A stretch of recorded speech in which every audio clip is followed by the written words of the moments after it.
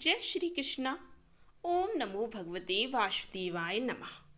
आज मैं आपको विश्वकर्मा जयंती की कथा सुनाने जा रही हूँ। विश्वकर्मा महाराज की कथा। तो पूरी कथा को जरूर सुनिए और वीडियो को लाइक जरूर कीजिए। इसके कई अध्याय होने वाले हैं, तो इसके सभी अध्याय मैं कोशिश करूँगी कि आपको एक ही वीडियो में सुना दूँ। एक समय अनेक ऋषिगण धर्म क्षेत्र में एकत्र हुए और वहां धर्म के तत्व जानने वाले सूत जी से कहने लगे, हे पुराण के मर्मज्ञ महात्मने, आप हमारे ऊपर अत्यंत कृपा करके हमारे इस अचानक उत्पन्न हुए इस संशय को नाश कीजिए। हमने सर्वव्यापक विष्णु के अनेक रूप सुने हैं, उनमें से कौन सा रूप सर्वश्रेष्ठ है, यह हमें बताइए। हे महात्मा, तुमने संसार के कल्याण के लिए यह सर्व शुभ काम करने वाला बड़ा प्रश्न किया है। जो तुमने ये संसार के हित के लिए प्रश्न किया है, अतएव मैं तुम्हारे लिए सब जगत पालक परम पूज्य भगवान विष्णु के महान अद्भुत रूप का वर्णन करूंगा। हे तपस्वियों, उस परमात्मा के अनंत रूप हैं, उनमें जो महा अद्भुत रूप है, जो श्रेष्ठ है, उस रूप को सुनो।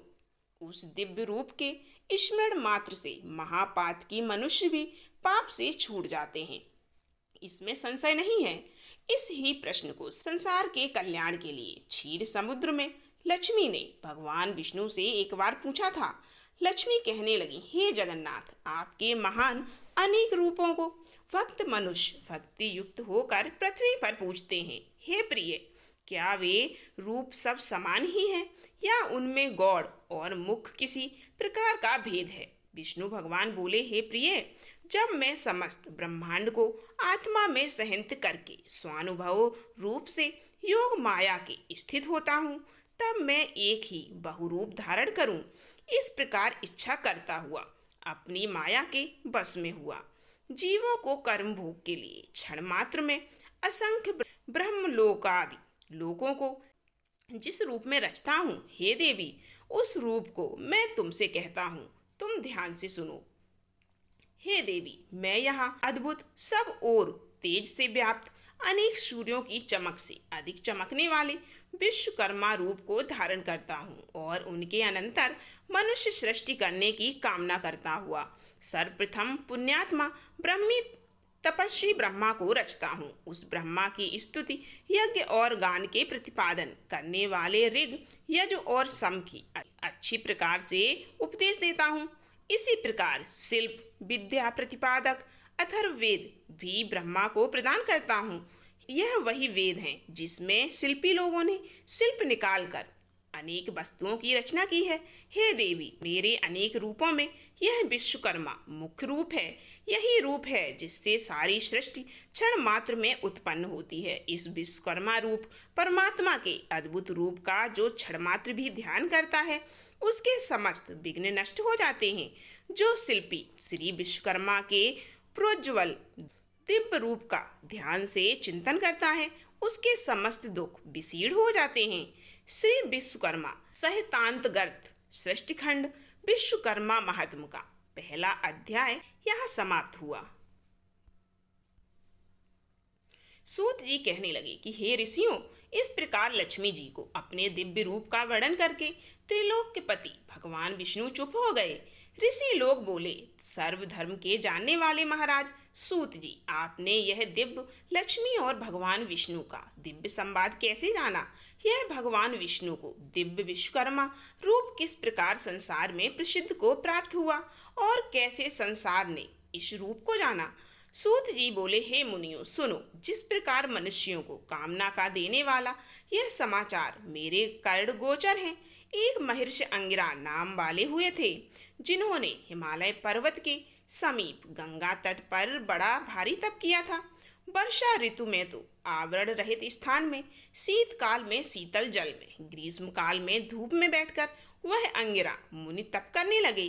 तप करते करते भी उन ऋषि का मन सुखी नहीं था और इधर उधर इस प्रकार दौड़ता था कि जैसे मृग इधर उधर भागता है।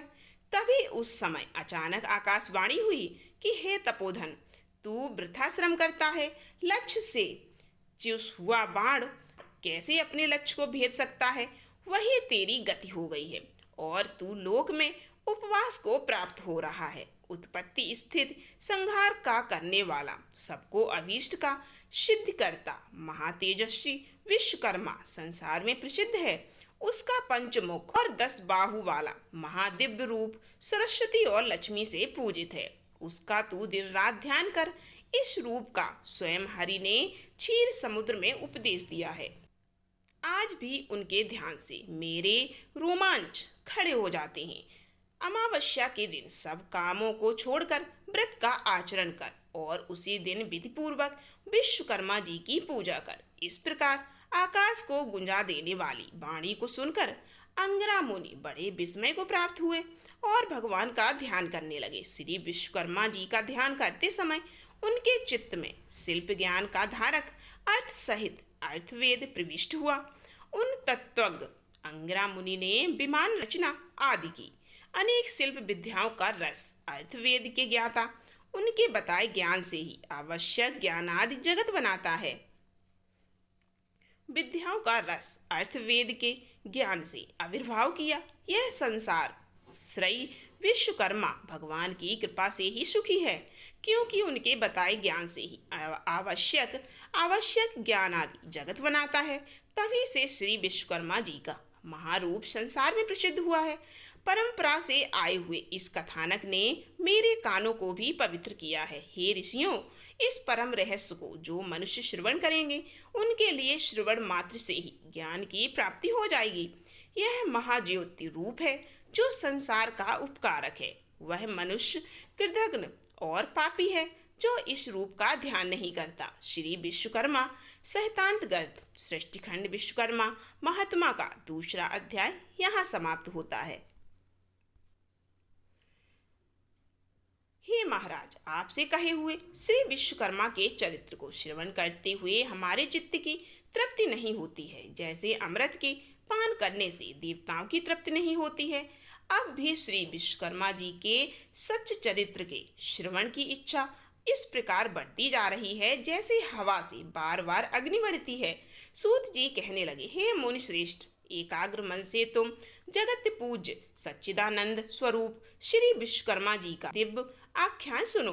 प्राचीन काल में एक प्रमंगद नाम का राजा हुआ जो अपनी प्रजा को संतान के समान पालता था और सब धर्म के कामों में बिल्कुल प्रमाद नहीं किया करता था।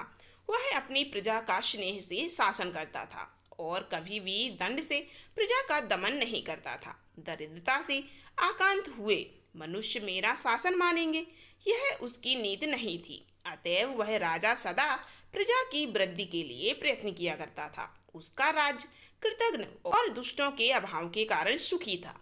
उस राजा की कमल के समान नेत्र वाली साक्षात सती के समान सती विदुषी धर्म कर्म व्रत परायण कमला नाम की भार्या थी। कभी देवयोग से उस राजा के शरीर में दारुण कुष्ठ रोग उत्पन्न हो गया। बार बार चिकित्सा किया हुआ भी वह रोग स्वरूप भी शांत न हुआ। उस रोग की पीड़ा से पीड़ित राजा बड़ा व्याकुल होने लगा। ऋषि कहने लगे, हे सुदर्शन सूत, यह पाप रोग धर्म से पृथ्वी पालन करने वाले महात्मा को कैसे हुआ? यदि इस प्रकार धर्मात्माओं को भी रोग उत्पन्न हो जाता है तो फिर धर्म कर्म में कौन विश्वास करेगा? सूत जी कहने लगे, हे ऋषियों, उस राजा ने पूर्व जन्म में स्वार्थांध होकर यह उपदेश दिया था कि यह संसार अनादि है, इसका कर्ता कोई विश्वकर्मा नहीं है। यह इस कारण लोगों की वंचिता करता फिरता था और नास्तिक मत का प्रचारक था। आप जानते हो, यदि कर्मों के फल का देने वाला विश्वकर्मा परमात्मा में हो तो उपकार का कर्ता उपकृत मनुष्य द्वारा मृत्यु के अनंतर दिए आशीर्वादों से उत्पन्न पुण्य फल को कैसे प्राप्त कर सकता है? जब परोपकारी को अपने पुण्य का फल मिल ही न सकेगा तो कोई क्यों किसी का उपकार करेगा? और जब कोई किसी का उपकार ही नहीं करेगा तो संसार का अच्छेद नाश हो जाएगा। इसीलिए नास्तिक पाखंडी की दुर्दशा अवश्य होती है।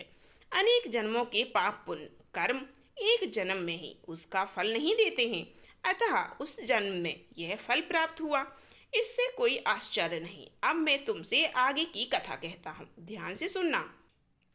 कभी उस राजा को अधिक व्याकुल देखकर उसके दुख से दुखी हुई। पतिव्रता बेचारी रानी बोली, हे राजन, बड़ा तेजस्वी हमारा कुल पुरोहित अचानक अच्छी रोग से व्याप्त हुआ और बिल्कुल अंधा हो गया। उसे उपमन्यु पुरोहित ने अपने जितेंद्रीय ज्ञान से देखा तो यही प्रतीत हुआ कि उसे अमावस्या को व्रत कर और श्री विश्वकर्मा जी का पूजन करना चाहिए। तब से ही उस पुरोहित ने सब कामों को छोड़कर विधि पूर्वक व्रत किया। व्रत के दिन ब्रह्मचारी रहता और फलाहार एक बार अन्नहार करता तथा धर्म चर्चा में लीन रहता। उस व्रत के प्रभाव के कारण पुरोहित को दिव्य दृष्टि प्राप्त हुई और बुढ़ापे में भी उसको देखने की दृष्टि नष्ट नहीं हुई। हे महाराज, मैं दीनता के साथ प्रार्थना करती हूँ कि आप भी दीन पालक श्री विश्वकर्मा जी के शरण में जाइए, जिससे इस दुख से छुटकारा मिल जाए। राजा बोले, हे प्रिय, तुमने ठीक कहा है। इसको सुनकर मेरा चित्त बड़ा प्रफुल्लित हो रहा है और मुझे निश्चय हो रहा है विश्वकर्मा के व्रत से रोग की अवश्य निवृत्ति होगी, क्योंकि किसी भी कार्य की सिद्धि को चित्तोत्साह प्रथम ही कह दिया करता है। सूत जी कहने लगे कि उस दिन से लेकर वह राजा प्रतिदिन श्री विश्वकर्मा जी का पूजन और बंदन करके भोजन करने लगा। अमावस्या के दिन सब कामों को छोड़कर वह विश्वकर्मा जी का पूजन और व्रत करने लगा। श्री विश्वकर्मा सहितांतर्गत सृष्टि खंड विश्वकर्मा का तीसरा अध्याय यहीं समाप्त होता है। सूत जी कहने लगे, हे मुनियों, मैंने तुमको श्री विश्वकर्मा जी के अद्भुत चरितामृत का पान कराया है। अब आगे जगत को विस्मय करने वाले चरित का वर्णन करता हूँ। जगत के धर्म के व्यवहार से चलने वाले संतोषी कोई स्थिगर और उसकी पत्नी वाराणसीपुरी में रहते थे। अपने कर्म में कुशल बुद्धिमान वह स्थिकार बड़ा व्याकुल हुआ। अपने पर्याप्त निर्वाह के योग वृत्ति की खोज में दिन रात लगा रहता था। इस प्रकार लालच में पड़ा और सतत प्रयत्न करने के बाद भी कठिनाई से भोजन और आच्छादन ही प्राप्त कर सकता था। उस स्थिगार की स्त्री पुत्र ना होने के कारण नित्य सोच करती रहती थी कि मालूम नहीं बुढ़ापे में कैसे निर्वाह होगा। इस प्रकार चिंता आतुर वह स्त्री की इच्छा से मंदिरों में महंतों के पास व्याकुल होकर मंत्र तंत्रादि से पुत्र के अर्ध घूमने लगी। दाढ़ी मूछ जिनके मुख पर बढ़ रही है, ऐसे ऐसे आडंबरी फकड़ों के निकट भी वह दिन रात दौड़ती फिरती थी, परंतु उसकी मनोकामना कभी भी सिद्ध नहीं होती थी। काश कुश यमुना की बालू में जल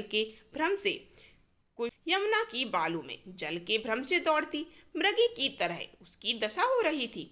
कोई ठग और पिंचों की बनी हुई मोरछल के झाड़े से उसको बहकाता था और कोई भोजपत्र पर जंतर लिखकर उसको भुलावा देता था। कोई धूर्त उसको कहता था कि मेरी देह में अमुक देवता आता है, वह प्रसन्न हो तेरे लिए वर प्रदान करेगा। यह कहकर श्वेत भस्म देकर घर भेज देता था।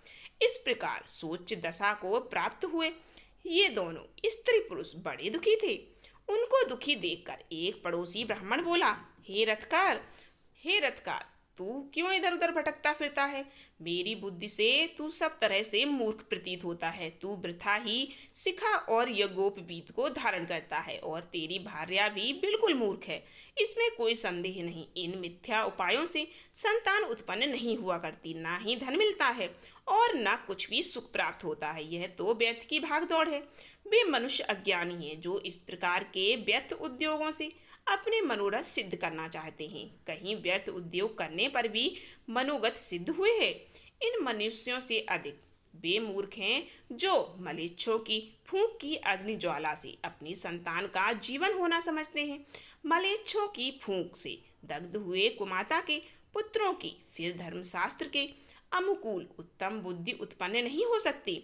इसीलिए तू सब वृथा के उपायों को छोड़ दे और केवल दयालु श्री विश्वकर्मा की शरण को प्राप्त हो। हे श्रेष्ठ पुरुष, विश्वकर्मा की कृपा से तेरी सिद्धि अवश्य होगी। समस्त दुखों के नाश करने में श्री विश्वकर्मा के अतिरिक्त अन्य कोई भी समर्थ नहीं है। कर्मों के फलादान देने में वह विश्वकर्मा परमेश्वर स्वतंत्र है और आगे पीछे करके कर्मों के फल देते रहते हैं। यदि तेरी यह दुर्दशा अपने पुराने कर्मों के फल से हो रही है तो वह विश्वकर्मा रूप ईश्वर अन्य योनियों में भी फल दे सकता है, क्योंकि वह सर्वशक्तिमान है। ईश्वर कर्मों के फलस्वरूप सुख दुख देता है और इस सुख और दुख के साधन उसके पास बहुत हैं। उसके पाप केवल दुख देने के लिए निर्धन या निसंतान बना देना ही साधन है।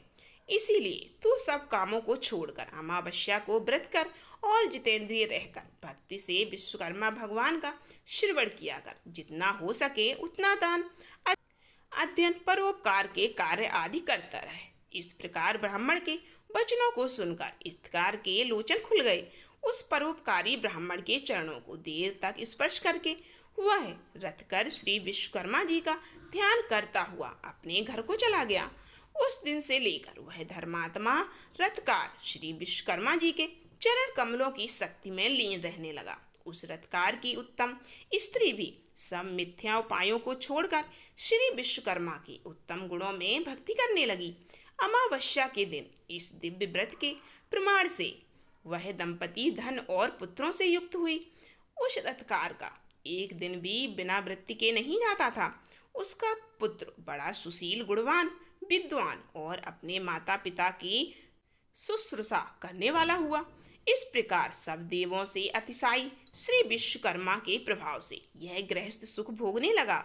इसी प्रकार जो मनुष्य भक्ति युक्त चित्त से श्री विश्वकर्मा का अध्ययन करते हैं वे इस लोक में पुत्र पौत्र आदि से युक्त होकर सुखी होते हैं।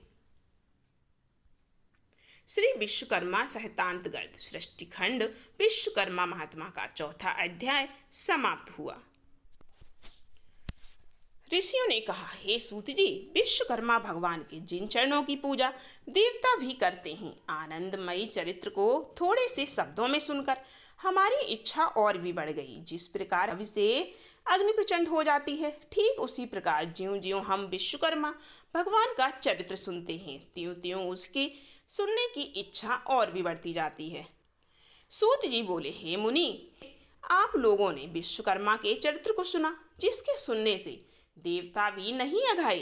एक बार नैमिषारण्य में मुनि और सन्यासी लोग एकत्र हुए और अपने अभीष्ट की प्राप्ति के लिए एक सभा की। विश्वामित्र कहने लगे कि हमें लोगों के आश्रमों में दुष्ट कर्मों के करते हुए राक्षस लोग यज्ञ करने वाले मुनियों के आसपास ही बड़े बड़े मनुष्य को अपना ग्रास बना लेते हैं। इस प्रकार यज्ञों को नष्ट करते हुए वह राक्षस लोग नर मांस भक्षा करते हैं। मातंग मुनि कहने लगे कि हमारे पूज्य पुरोहित उपमन्यु, जो ब्रह्मचर्य व्रत में स्थित रहकर कंद मूल फल खाकर सदा धर्म कार्यों में संलग्न रहते हैं तथा जो प्रतिदिन सारे कामों को छोड़कर परमात्मा का ध्यान करते रहते हैं तथा वह भी राक्षसों को नष्ट करने में समर्थ हो सकते हैं। इसीलिए अब हमें उनके कुकृत्यों से बचने का उपाय अवश्य करना चाहिए। सूत जी बोले, हे ऋषियों, इस प्रकार ऋषि मुनियों के वचन सुनकर वरिष्ठ मुनि कहने लगे कि एक बार पहले भी ऋषि मुनियों पर इस प्रकार का कष्ट आ पड़ा था। उस समय वह सब मिलकर स्वर्ग में ब्रह्मा जी के पास गए। चतुर्भुज ब्रह्मा ने पद्मासन लगाए हुए शांत भाव से ध्यान अवस्थित में उन्होंने ऋषि मुनियों को देखा, जो दुख से छुटकारा देने वाले शिव रूप भगवान का ध्यान कर रहे थे।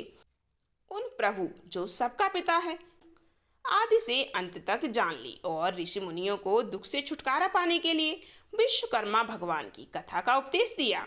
सूत जी बोले, हे ऋषियों, इस प्रकार उनके वचन सुनकर विश्वामित्र मुनि को बड़ा आश्चर्य हुआ और वह जरा निकट आ गए। तब ब्रह्मा के बताए हुए पक्के सुख के उपाय को सुनकर विश्वामित्र मुनि मन को प्रसन्न करने वाले वचन कहने लगे। विश्वकर्मा मुनि बोले कि मुनि लोगों, आप लोग वरिष्ठ जी के कथन को सुनो। वस्तुतः यह बात निश्चित ही है कि ब्रह्मा ही सब दुखों का उपाय है, इसीलिए हमें इसके लिए कुछ अधिक सोच विचार की आवश्यकता नहीं। सारे पापों को दूर करने वाला और दुखों को हटाने वाला एक ही ब्रह्मा है। सूत जी बोले, ऋषि लोगों ने ध्यानपूर्वक सुना और गद्यवाणी से कहने लगे कि विश्वकर्मा मुनि ने ठीक कहा है कि ब्रह्मा ही की शरण जाना उपयुक्त है। ऐसा सुन सब ऋषि मुनियों ने स्वर्ग को प्रस्थान किया। वह राक्षसों से हुई अपनी दुर्दशा ब्रह्मा को सुना सके। मुनियों के इस प्रकार कष्ट को सुनकर ब्रह्मा जी ने ब्रह्मा जी को बड़ा आश्चर्य हुआ। उसी समय ब्रह्मा तेज से प्रकाशित अपनी आंखों को मूंदकर विचार मग्न हुए। इस प्रकार राक्षसों द्वारा की गई सारी दुर्दशा को समझ ब्रह्मा जी, जो बड़े तेजस्वी थे, मन को आनंद देने वाले वचन कहने लगे। ब्रह्मा जी कहने लगे कि हे मुनियों, राक्षसों से तो स्वर्ग में रहने वाले देवता को भी भय लगता है, फिर मनुष्यों का तो कहना ही क्या, जो बुढ़ापे और मृत्यु के दुखों में लिप्त रहते हैं। सुनो, उन राक्षसों को नष्ट करने में महान तेजस्वी विश्वकर्मा ही हैं, जो सब प्रकार के बलों से युक्त हैं और सारे विश्व में उनकी प्रसिद्ध है। उसी की पूजा से तुम लोग राक्षसों को नष्ट करने में समर्थ हो सकते हो। इस वास्ते उसी दयालु विश्वकर्मा जी की शरण में जाओ। उन विश्वकर्मा जी की शरण में जाओ। देवताओं को हवि के पहुंचाने वाला अग्नि नामक देवता संसार में प्रसिद्ध है। उसी का पुत्र यज्ञों में श्रेष्ठ पुरोहित होता है। अंगिरा उसका नाम है और सब मुनियों में श्रेष्ठ हैं। वही आपको दुखों से पार कर देगा, उसमें कोई संदेह नहीं है। इसीलिए हे मुनियों, आप उन्हीं मुनि श्रेष्ठ के चरण कमलों को छुओ और उन्हीं से अपने को कष्टों से मुक्ति पाने के लिए प्रार्थना करो। सूत जी बोले कि ब्रह्मा जी के कथन के अनुसार ऋषियों ने सब यज्ञ अनुष्ठान आदि किए और अंगिरा ऋषि के वचनों को सुनने के लिए उत्सुक हुए। अंगिरा ऋषि कहने लगे कि हे मुनियों, तुम लोग क्यों इधर उधर मारे फिरते हो? दुखों को काटने में विश्वकर्मा के अतिरिक्त और कोई भी समर्थ नहीं है। इसीलिए तुम्हें चाहिए कि जितेंद्रिय रहते हुए अमावस्या के दिन अपने साधारण कामों को रोककर भक्ति पूर्वक विश्वकर्मा की पूजा करो, कथा कहो, जिसके सुनने मात्र से जन्म जन्मांतर के पाप नष्ट हो जाते हैं। मुनि लोग ब्रह्मचर्य व्रत में स्थित हों, विश्वकर्मा देव की पूजा ध्यान करते हुए सब प्रकार के सुखों को प्राप्त करते हैं। सूत जी कहने लगे कि मुनि यज्ञ में विश्वकर्मा देव का पूजन किया। मुनि लोग इस प्रकार महर्षि अंगिरा के वचनों को सुनकर अपने अपने आश्रमों को चले गए और यज्ञ में विश्वकर्मा देव का पूजन किया, जिसका परिणाम यह हुआ कि उसकी पूजा से सारे राक्षस भस्म हो गए, यज्ञ विघ्नों से रहित हो गए तथा नाना प्रकार के सुखों से संपन्न हो गए। जो मनुष्य भक्ति पूर्वक विश्वकर्मा का चिंतन करता है, वह सुखों को प्राप्त करता हुआ संसार में बड़े पद को प्राप्त होता है। श्री विश्वकर्मा सहितांतगर्त सृष्टिगर्त विश्वकर्मा महात्म का 5वां अध्याय यहाँ समाप्त होता है। सूत जी बोले, हे मुनियों, मैं आप लोगों में आपसे सब लोगों में विख्यात श्री विश्वकर्मा का महत्व फिर कहता हूँ। तुम ध्यान से सुनो। उज्जैन नगरी में एक सर्वश्रेष्ठ धर्म तत्पर उदार धनंजय नामक सेठ था। उस सेठ का कोष खजाना लाल मोती हीरे जवाहरातों से भरा था। ऐसा कुबेर का भंडार भरा हो। विवाह व्यवहार अभियोग रोग संकट में प्रत्येक मनुष्य उसके धन का उपयोग किया करता था। उपकार में लगे हुए इस सेठ का धन छीण हो गया और वह ऐसा दुख पाने लगा जैसा कीचड़ में फंसा हुआ हाथी दुखी होता है। उस सेठ की यह प्रबल आशा थी कि पूर्व उपकार किए मेरे मित्र मेरी अवश्य सहायता करेंगे, परंतु उसकी आशा व्यर्थ हुई और उन कृतज्ञ मित्रों में से कोई भी उसके उपकार के लिए समर्थ नहीं हुआ। उसके मित्र क्षण मात्र में शत्रु हो गए और वे उपकृत मित्र ही सर्वप्रथम उस सेठ की निंदा करने लगे। उसके वे पुराने मित्र अपनी दृष्टियों को छिपा छिपा कर निकल जाते थे। बात तो यह है कि स्वार्थी मित्र विपत्ति में साथी नहीं हुआ करते। इस नीच वृत्ति से उस धनंजय सेठ को एक बार में ही संसार से विरक्ति और मनुष्यों से घृणा उत्पन्न हो गई। वह अपने नगर को छोड़कर और कृतज्ञों के मुख पर थूक कर वन को चला गया। कंद मूल फल आदि से प्रयत्न पूर्वक अपनी वृत्ति करता था और मनुष्य मात्र को देखकर दूर भाग जाता था। एक बार घूमते हुए सेठ ने पर्वत की गुफा में पद्मासन बांधे शांत लोगों से व्याप्त लोमन ऋषि को देखा। उस धनंजय ने उस मुनि को कोसों से व्याप्त देखकर पशु समझा और कौतूहल तमाशा की इच्छा से उसके पास अच्छी तरह बैठ गया। मुनि के पास बैठकर धनंजय ने पूछा, हे महात्मन, कुशल तो हो? कहाँ से पधारे हो? उस धनंजय ने इस पशु को मनुष्य के समान बोलता देखकर बड़ा अचंभा किया और प्रारंभ से अपना सारा वृत्तांत उस महर्षि को दिया। यह सुनकर मुनिश्रेष्ठ धनंजय से बोला, यदि तुझे पापी कृतज्ञों से घृणा है तो तू कैसे विश्वकर्मा से विमुख हो रहा है? हे श्रेष्ठिन, सब सुखों के भोगने की शक्ति वाले तुझको उसी विश्वकर्मा ने बनाया है। यह विश्वकर्मा को भूल जाने से कैसे सुख मिल सकता है? नास्तिक कृतज्ञ उपकार को तभी भूलता है जब प्रथम परमेश्वर को भूल जाता है। इसीलिए तू अद्भुत शक्ति वाले विश्वकर्मा की शरण को प्राप्त हो। उद्मूल जगत के कारण उस विश्वकर्मा के नाना रूप है। कोई रूप द्विबाहु, कोई चतुर्बाहु और कोई दसबाहु का है। इसी प्रकार एक मुख, चतुर्मुख और पंचमुख के रूप हैं। मनु, मय, त्वष्टा, शिल्पी और देवज्ञ से विश्वकर्मा के साकार रूप के पुत्र हैं।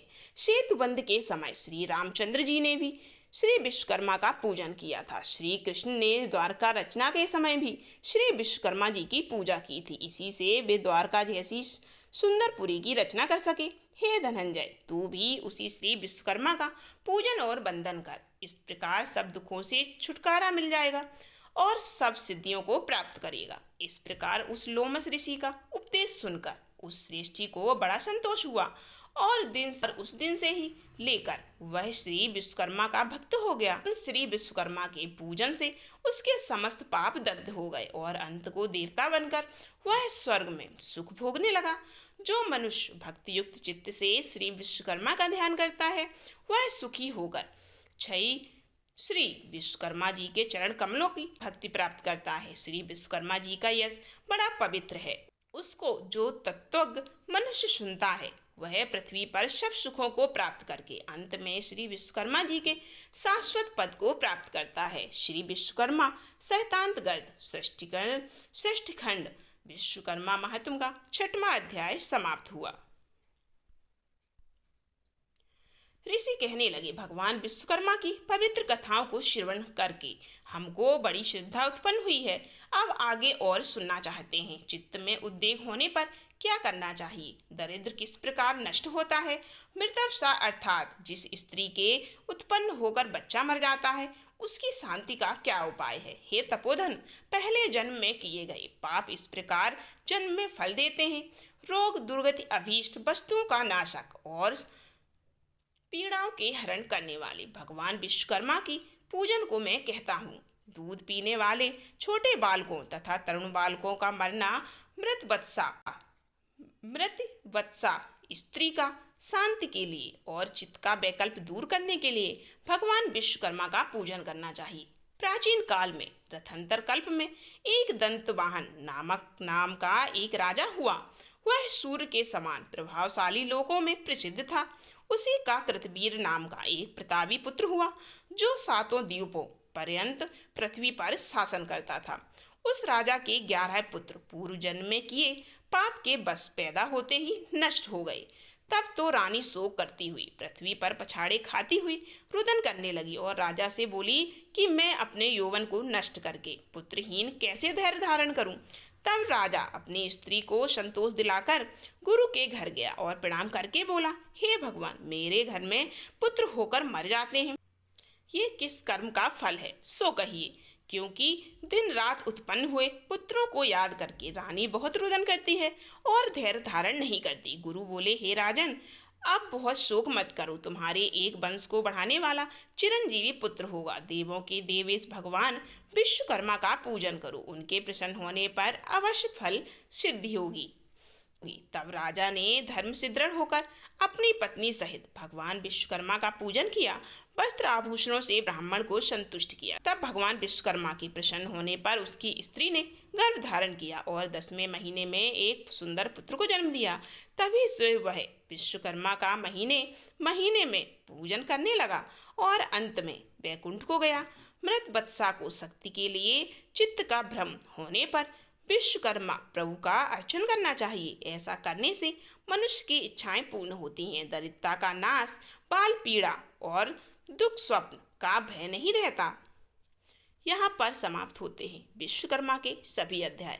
आप लोग इस वीडियो को जरूर सुनिएगा, कमेंट कीजिएगा